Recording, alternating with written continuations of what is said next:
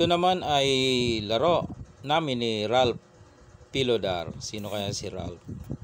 Shoutout sa iyo, bossing Ralph. Okay, opening tayo. 115.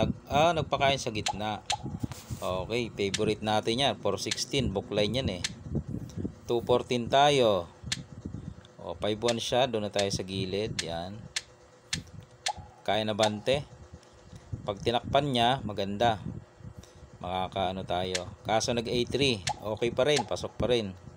Dito lang tayo sa 5-4. Then, uunahan na natin 6-1 para makahon siya. Ayun, no. Punta tayo ng gitna. Di, pangit ng position. Dito siya. Dito tayo. Okay, dyan lang.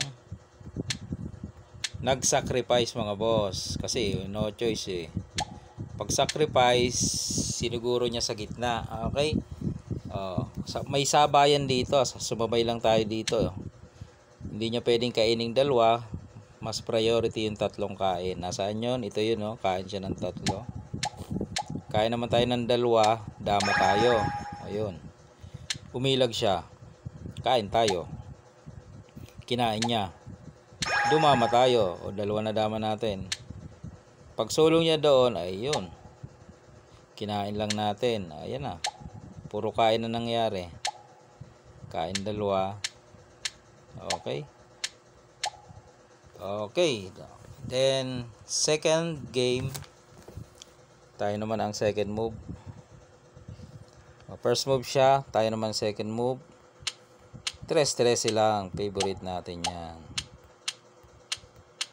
Sinayang natin.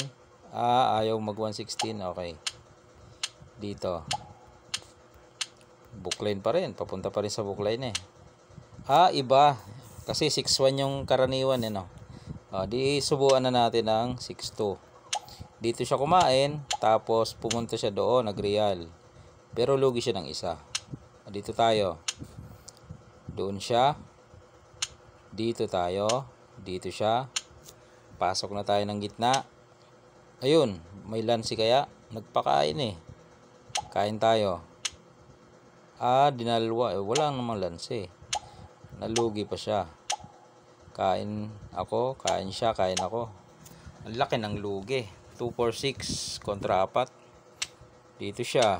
Wala na rin pag-asa. Okay.